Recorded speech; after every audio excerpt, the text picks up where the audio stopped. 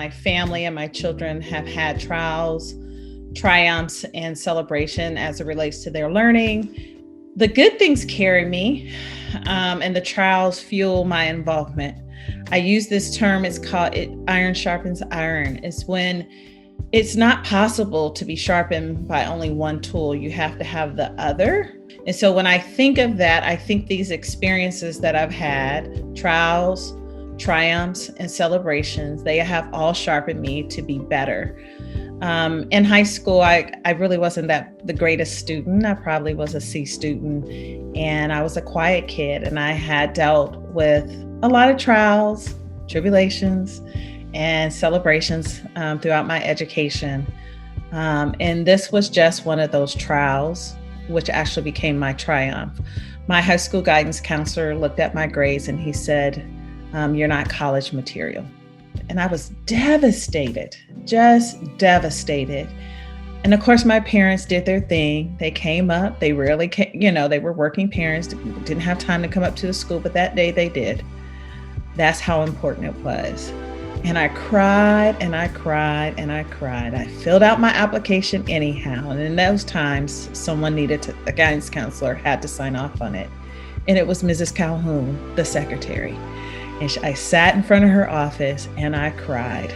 And I said, "He won't sign it." And she says, "Give it here. I'll get it signed for you." After that moment, sometimes when you face trials and triumphs, sometimes they propel you to be better. And so I wanted to be better by coming back and taking his job because I felt like someone else needed to be in that role.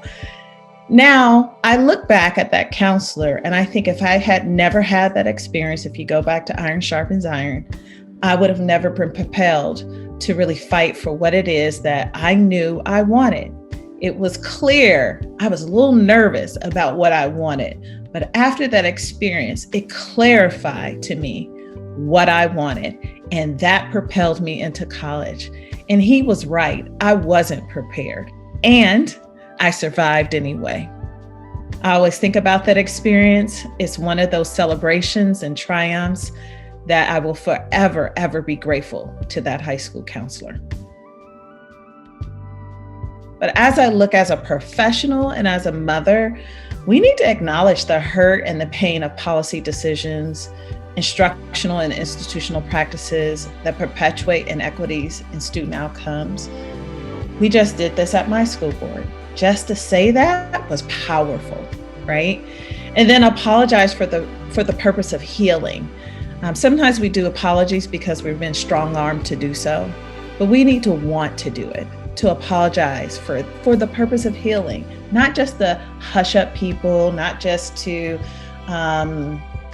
pacify them, but for healing and reconciliation of people with systems, even if a system is not perfect. If I think about the teacher who I interacted with for one of my kids who couldn't figure them out, she did the work on herself and then she asked for help. There was a goal for herself not to do any harm towards my child. And I think that's important, that we don't re-traumatize people. We understand when it's us and not a system, because the system is only a fancy word for people in it. There's a lot to celebrate around African Americans in this community who have done a lot to help the cause of education and helping communities. Let's celebrate what we did. I talk a lot about what you can do to heal and support communities by asking us, but there are some people who are already doing it. And all it does is take humility, researching, asking, and being determined to find those people because they're there.